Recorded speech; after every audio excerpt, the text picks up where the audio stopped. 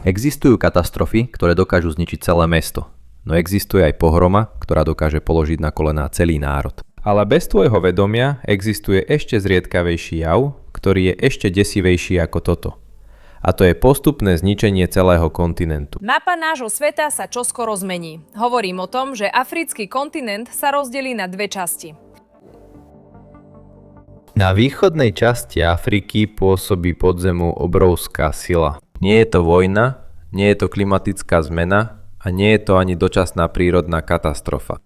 Je to geologický proces, ktorý sa začal pred miliónmi rokov a pokračuje až dodnes. Podľa štúdií geológov je východoafrický riftový systém obrovská sieť prasklín a zlomových línií, kde sa rôzne tektonické platne pomaly oddeľujú.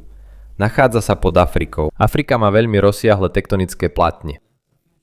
Tento proces môže nakoniec viesť k vytvoreniu nového oceánu. Ale kým sa to ešte nestane, spôsobuje to najprv silné zemetrasenia v Afrike a nachádzajú sa tu aj niektoré z najaktívnejších sopiek na svete. Jeden z najjasnejších príkladov toho možno nájsť v Demokratickej republike Kongo. Tu sa nachádza hora Nyiragongo, sopka Nyiragongo. Isang bulkan na matagal nang kinatatak. To hovoria odborníci. Nie len preto, že je aktívna, ale aj kvôli jedinečnému typu lávy, ktorý sa v nej nachádza. Väčšina lávových prúdov na svete sa pohybuje pomaly. Ľudia majú často dosť času na útek, ale v Nyiragongo je situácia iná. Jej láva je rečia a tečie rýchlejšie v porovnaní s bežnou lávou iných sopiek. Kvôli tomu môže byť erupcia veľmi ničivá už v priebehu krátkeho času. Ale predtým, než začneme diskusiu, by som ťa chcel poprosiť o jeden like a tiež o odber nášho kanála. Je to pre nás, tvorcov obsahu, veľká pomoc. Tak poďme začať. Dňa 17. januára 2002 sa v meste Goma stalo niečo nezvyčajné. Zrazu sa na okraji sopky otvorili praskliny a obrovské množstvo lávy sa začalo valiť smerom k mestu. Za len niekoľko hodín boli cesty pokryté, tisíce domov zničené a dokonca aj mestské letisko bolo zasiahnuté. Podľa správ od vedeckých a humanitárnych organizácií boli 10 000 ľudí nútené odísť, zatiaľ čo láva naďalej prúdila. Podľa niektorých odhadov bolo postihnutých takmer 500 000 obyvateľov. Veľká časť Gomy bola zničená a mnoho rodín prišlo o svoje domovy. Pre vedcov však táto erupcia nebola len obyčajnou sopečnou katastrofou, bola to výstraha. Je to signál, že v hĺbke zeme prebiehajú oveľa väčšie zmeny. Po 3 rokoch sa vo východnej Afrike odohrala ďalšia zvláštna udalosť. Tentoraz to bolo v Etiópii. V roku 2005 zasiahli oblasť Afar po sebe nasledujúce zemetrasenie. Súčasne sa aktivovala vulkanická oblasť Dabahu. Ale ešte prekvapujúcejšie nebol popol ani dym stúpajúci do vzduchu, ale samotná zem. Počas pokračujúcej seizmickej aktivity sa na povrchu zeme otvorila obrovská trhlina. V niektorých častiach regiónu dosahovala dĺžka tejto trhliny približne 37 míľ. Pre miestnych obyvateľov to vyzeralo ako scéna z katastrofického filmu. Ale pre geológov je to výnimočná príležitosť byť svedkami procesu rozdeľovania kontinentu priamo počas jeho prebiehania. Keď odborníci skúmali udalosti v Kongu a Etiópii, objavilo sa dôležité prepojenie. Aj keď sú miesta a katastrofy odlišné, obe majú spoločný pôvod. Rozsiahly riftový systém, ktorý postupne oddeluje obe strany východnej Afriky. Pod touto oblasťou neustále stúpa horúca magma z hlbín planéty. Tento proces osilňuje zemetrasenia, poháňa sopky a postupne oslabuje zemskú kôru v danej oblasti. A hoci je tento proces pomalý, pre geológov je jasné, že sa práve odohráva obrovská zmena. Erupcie v Kongu a praskanie zeme v Etiópii nie sú oddelené príbehy. Sú súčasťou jednej geologickej premeny, ktorá môže v ďalekej budúcnosti zmeniť mapu Afriky. Napriek tomu, ak sa dnes pozrieme na mapu Afriky, neuvidíme žiadny oceán, ktorý by rozdeľoval kontinent. Ale podľa geológov to tak nemusí zostať navždy. Pod východnou časťou Afriky sa nachádza obrovská geologická hranica, ktorá prechádza rôznymi krajinami vrátane Etiópie, Kene, Tanzánie, Ugandy, Rwandy a ďalších susedných regiónov. Toto je miesto, kde sa rôzne tektonické platne postupne od seba vzdiaľujú. Tento proces je veľmi pomalý. V skutočnosti sa za jeden rok pohne zvyčajne len o niekoľko milimetrov. V bežnom živote je to takmer nemožné postrehnúť. Ale keď sa účinky tohto procesu spoja za milióny rokov, zmeny sú obrovské. Presne toto sa stalo aj v minulosti našej planéty. Podľa výskumov geológov pred stovkami miliónov rokov.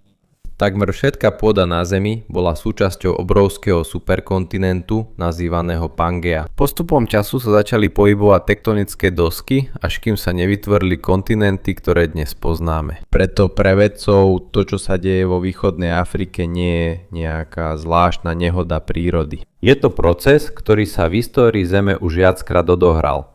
Rozdiel je len v tom, že dnes máme možnosť to pozorovať, kým sa to deje. Jedným z najdôležitejších miest na pochopenie tohto procesu je Afarský trojuholník v severovýchodnej časti Afriky. Tu sa stretávajú tri veľké tektonické dosky.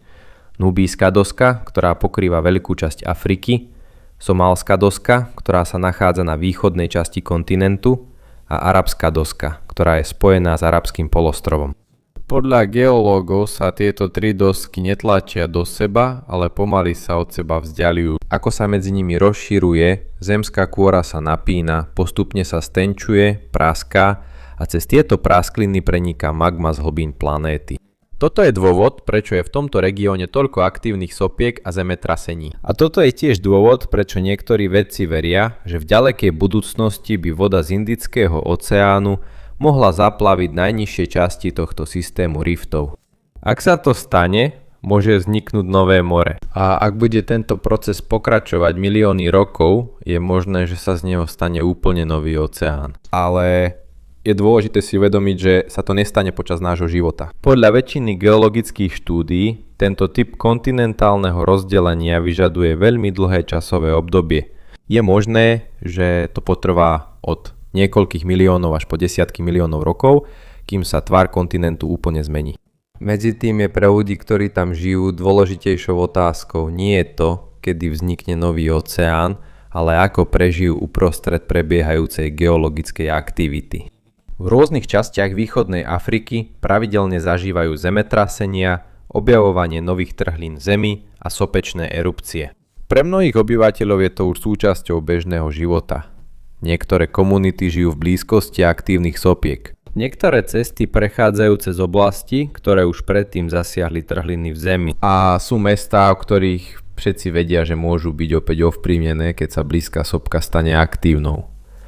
Napriek tomu však život pokračuje. Deti stále chodia do školy. Sú podniky, ktoré sa každý deň otvárajú. Sú rodiny, ktoré si naďalej budujú svoju budúcnosť na miestach, ktoré sa už dlho považujú za geologicky nestabilné. Zatiaľ čo odborníci skúmajú tento región, objavil sa ďalší prekvapivý objav. Po mnoho rokov si vedci mysleli, že oddelenie východnej Afriky je jednoducho výsledkom bežného pohybu tektonických plátní.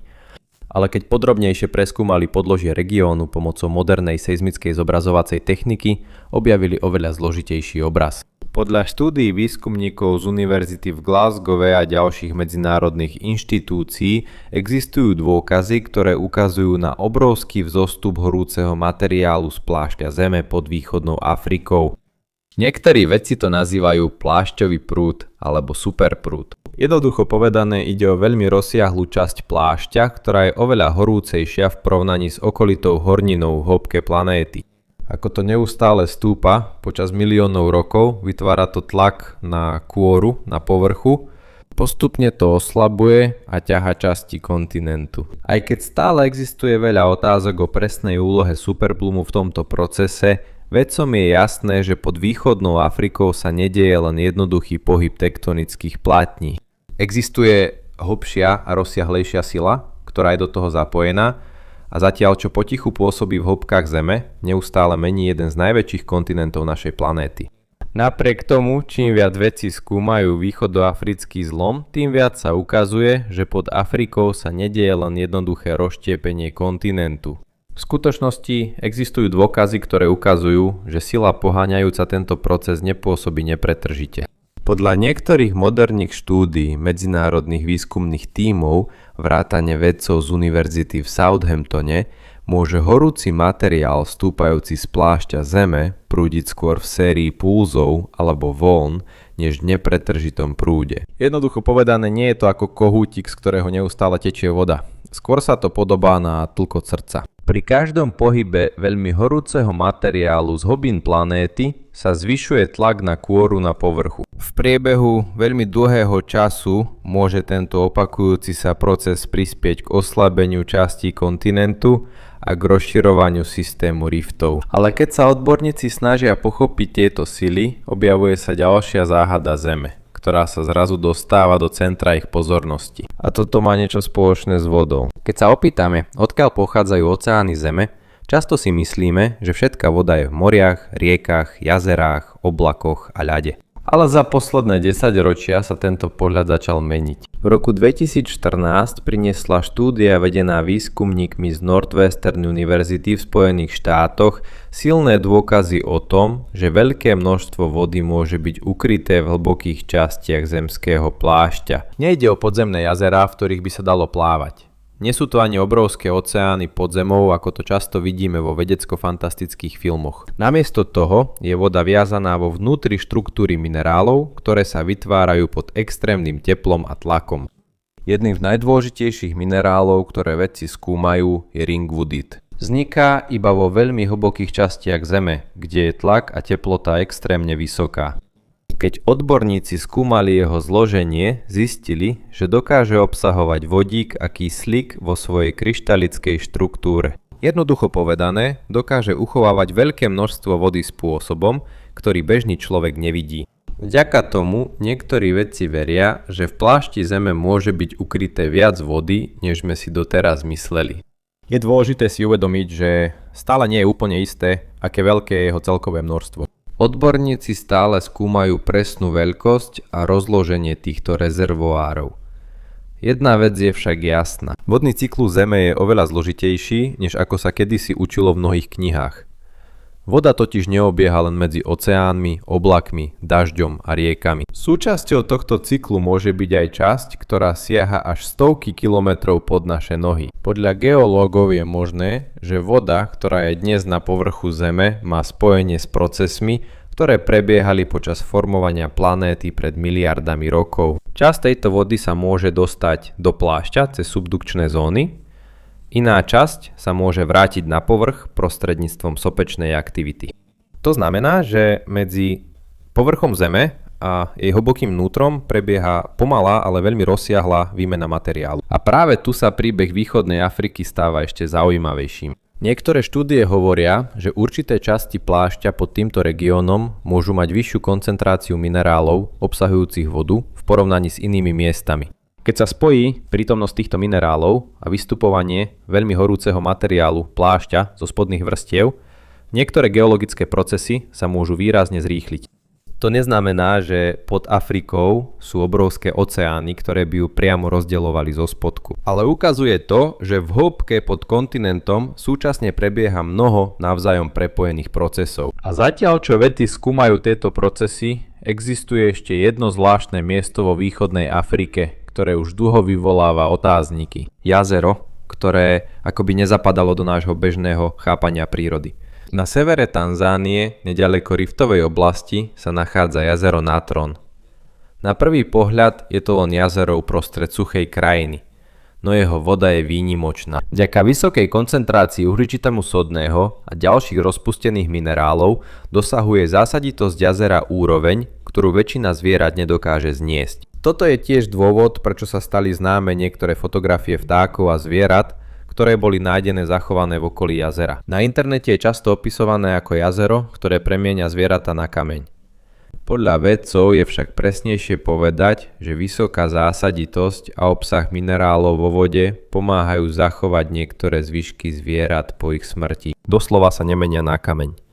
Napriek tomu je tento efekt dostatočný na to, aby niektoré nájdené pozostatky okolo jazera vyzerali ako sochy. A rovnako ako mnohé zvláštne miesta vo východnej Afrike, a jazero Natron má spojenie s aktívnou geológiou tohto regiónu. Minerály, ktoré mu dávajú jedinečnú chémiu, súvisia s vulkanickými a tektonickými procesmi, ktoré už dlho formujú túto časť Afriky. Jednoducho povedané, od sopiek cez praskliny v kontinente až po zvláštne jazerá, vychádza na povrch jeden a ten istý príbeh. Pod východnou Afrikou pôsobí obrovská sila. A čím viac o tom objavujeme, tým viac rozumieme tomu, ako si Zem neustále mení svoj vlastný tvar. Preto aj keď sa často nazýva jazerom, ktoré mení zvieratá na kameň, skutočná veda za tým je oveľa zložitejšia. A tu prichádza tá najzvláštnejšia časť jazera Natron. Jazero, ktoré je nebezpečné pre mnohé zvieratá, je však životom pre iné. Podľa National Geographic je jazero Natron dôležitým miestom na rozmnožovanie plameniakov malých. Na mieste, kam predátori takmer nechodia, našli plameniaky prirodzenú pevnosť. Voda, ktorej sa iné zvieratá boja, sa stáva ochranou ich hniezd. Počas obdobia rozmnožovania sem prichádzajú tisíce plameniakov. V plytkej časti jazera si stavajú hniezda na ostrovčekoch a bahnitých plikinách, ktoré sú pre iné zvieratá ťažko prístupné. Preto na jednom mieste môžete vidieť dve tváre prírody. Pre niektorých smrť, pre iných záchranu. A zatiaľ čo jazero Natron ukazuje zvláštny vplyv sopečných minerálov a riftovej aktivity na povrchu Zeme, existuje ešte jedno miesto v Afrike, ktoré vedcov ešte viac prekvapilo. Nie je to jazero ani sopka. Je to obrovský kruh uprostred saharskej púšte. V Mauritánii je z vesmíru viditeľná obrovská formácia, ktorá vyzerá ako oko. Mnohí ju nazývajú oko Sahary. Vo vede je to známe ako Richardova štruktúra. Zhora to vyzerá ako séria veľkých kruhov uprostred púšte. Kvôli takmer kruhovému tvaru si mnohí ľudia kedysi mysleli, že by to mohol byť bývalý impaktný kráter po meteorite. Ale podľa NASA Earth Observatory to nie je jednoduchý kráter spôsobený dopadom z vesmíru.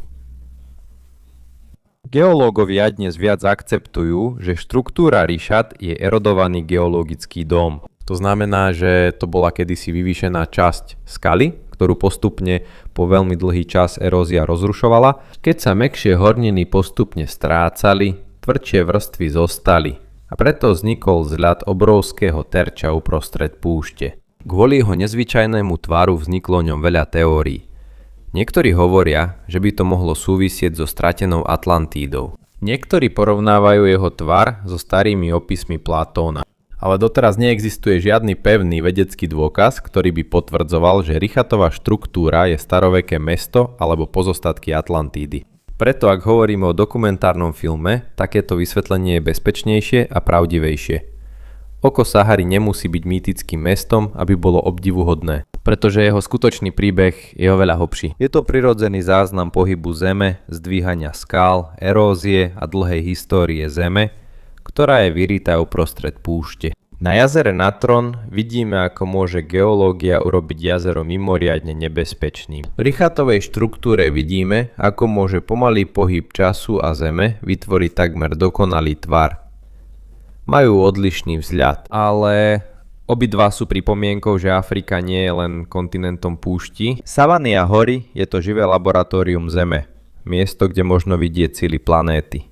Niekedy v ohni, niekedy vo vode a niekedy v skalných útvaroch, ktoré sú viditeľné aj z vesmíru. V skutočnosti je skutočný dôvod, prečo to vzniklo, ešte zrušujúcejší ako mnohé konšpiračné teórie. Ukazuje to, aké veľké veci dokáže príroda, keď jej dáme dostatok času. A zatiaľ, čo sa vedci snažia pochopiť zvláštne útvary Sahary, v samotnom piesku púšte sa nachádza ďalšia záhada. Nie je to kameň ani fosília, je to druh skla. Uprostred líbyjskej púšte je roztrúsených tisíce kúskov žltého skla, ktoré sa trblietajú pod slnkom. Toto je známe ako líbyjské púštne sklo. Na prvý pohľad vyzerá ako obyčajný kúsok skla, ale keď ho vedci preskúmali, zistili, že je veľmi starý. Je staršie ako pyramídy, staršie ako prvé mestá a staršie ako samotná história ľudstva. Podľa výskumov vznikol približne pred 26 miliónmi rokov. Preto je jasné, že ho nevyrobil človek. Ešte väčšou otázkou je, čo ho vlastne vytvoril. Aby sa piesok roztavil a stal sa sklom, je potrebná veľmi vysoká teplota, vyššia ako bežné teplo na púšti. Preto mnohí geológovia veria, že v tejto oblasti kedysi došlo k veľmi silnej kozmickej udalosti.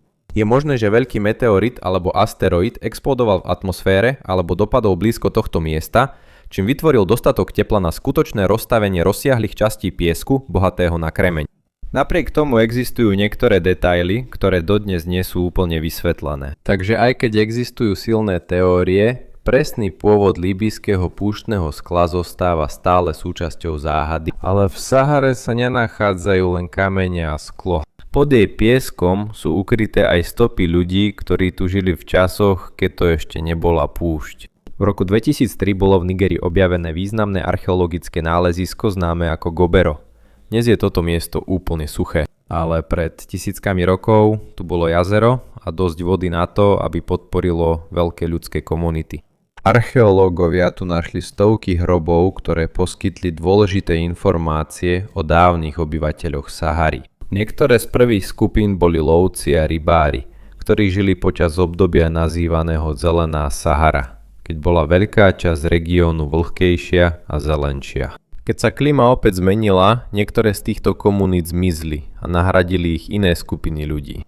Jedným z najznámejších objavov v Gobere je pohreb ženy a dvoch detí, ktorí ležali vedľa seba. Ubehli tisíce rokov, no ich poloha stále ukazuje na zrejme blízke puto jednej rodiny. Pre archeológov je toto jeden z najdojímavejších objavov v celej Sahare.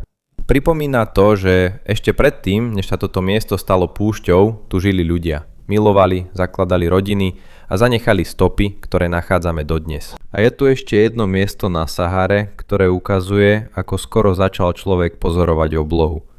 Je to Nabta Playa v južnom Egypte. Dnes je toto miesto obklopené samým pieskom, no pred tisíckami rokov to bolo dôležité miesto pre staroveké komunity. Tu bol objavený kamenný kruh, ktorý je starší ako Stonehenge v Anglicku. Podľa mnohých výskumníkov to mohlo byť použité ako akýsi astronomický orientačný bod na sledovanie pohybu Slnka a zmien ročných období. Existujú aj zložitejšie teórie, ktoré to spájajú s hviezdami a súhvezdiami na oblohe. Niektoré z nich však ešte neboli úplne dokázané. Jasné, je len to, že ľudia, ktorí tu žili tisíce rokov pred vzostupom starovekého Egypta, už mali dostatočné znalosti o pozorovaní oblohy. A možno to je najväčšie ponaučenie z tajomstiev Sahary. Keď sa dnes pozeráme na púšť, zdá sa, že je bez života. Ale pod každou kopou piesku sa môže skrývať časť histórie Zeme. Staroveké jazerá, stratené komunity, stopy po kozmických dopadoch a tajomstvá, ktoré sa vedci dodnes snažia pochopiť. Pretože niekedy sa najväčšie záhady našej planéty nenachádzajú v hlbinách oceánu, alebo vo vzdialených hviezdach, ale sú ukryté len pod niekoľkými metrami piesku, čakajúc, kým budú znovu objavené.